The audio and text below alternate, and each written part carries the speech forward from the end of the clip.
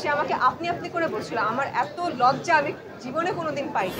এত senior person, আমার আসলে নিজেরই ভয় লাগছিল। যেই মেয়ে খেতে পছন্দ করি না, নন স্টপ খেয়ে গেছে। আমি তো সব ক্যারেক্টার করার জন্য প্রিপেয়ার। বছরটা ভালো গেছে, সব কিছু মিলিয়ে ভালো গেছে। একটা জিনিস খারাপ, সেটা হচ্ছে আমার মা চলে গিয়েছে এই বছরে। First of all thank you so much.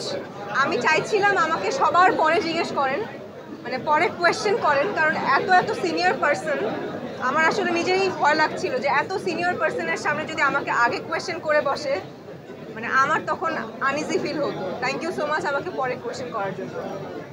নাও আসি ব্ল্যাক মানি। ব্ল্যাক মানি এমন একটি ওয়েব সিরিজ যেটা কিনা আসলে মানুষকে হাসাতে বাধ্য করবে। আমরা তো আসলে হাসতে পছন্দ করি, আমরা খুব সহজে না কান্না করে ফেলি। কোনো ভুলভাল কথা যদি কেউ বলে ফেলে, আমরা কান্না করে ফেলি, কিন্তু হাসানো খুব কঠিন আমার কাছে মনে হয়।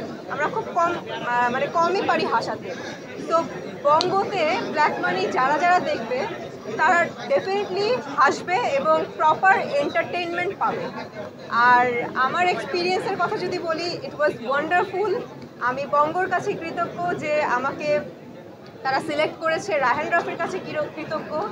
আর আপনাদের সবাইকে বলবো, 30 টাকা বেশি না, 30 টাকায় 2 তারিখে দেখে ফেলুন বঙ্গতে ব্ল্যাক মানি। আশা করছি ভালো লাগবে আপনাদের। আমি কাউকে ফলো করিনি, এটা আমাকে টোটালি ডিরেক্ট করেছে রায়হান রাফি। আমি যদি একটু কনফিউজ থাকতাম, তখন আমাকে রায়হান রাফি বলে দিত, রাফি ভাই বলে দিত যে পূজা এই অ্যাক্টিংটা এরকম করে করো, এই অ্যাক্টিংটা ওরকম। সে নিজে দেখিয়ে দিত। যেহেতু তার সাথে আমার প্রথম কাজ ছিল পোড়ামন্টুর এক্সপিরিয়েন্স থেকে শুরু করে black money, Raihan Rafi, who is Raihan Rafi. তো এখানে আর বলার কোনো প্রশ্ন রাখে না। মাঝখানে আমি অনেক লিপস্টিক সিনেমায় আপনারা দেখতে পাবেন, আমি অনেক শুকিয়ে গিয়েছিলাম।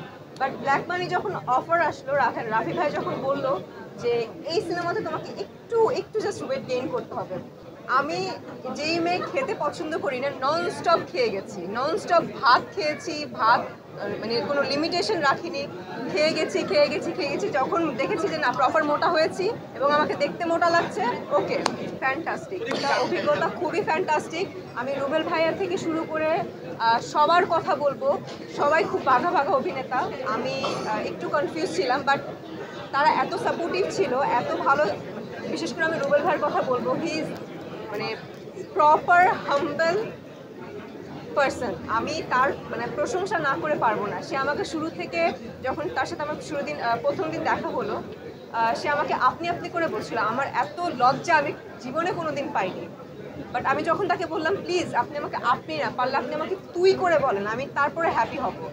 সে তুই তো দূরের কথা, সে তুমি বলতেও লজ্জা পাচ্ছে। একজন ইন্ডাস্ট্রির পার্সন আমরা সবাই, একজনের প্রশংসা করা কিংবা একজনকে ইন্সপায়ার করা, এটা আসলে আমাদের সকলেরই দায়িত্ব। আমার যদি কারো গান ভালো লাগে, আমি ইন্সপায়ার করব।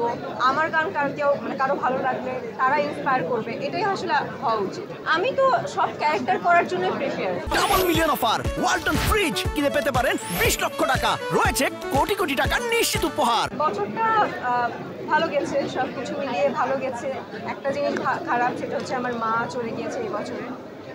তারপরও তার আশীর্বাদ আছে দেখেই আসলে বছরটা শেষ করতে পারছি এরকম একটা সিরিজের মাধ্যমে। দেখা যাক, আপনাদের সবাইকে বলে দিব নতুন বছরের পরিকল্পনা অবশ্যই ভালো কিছু হবে।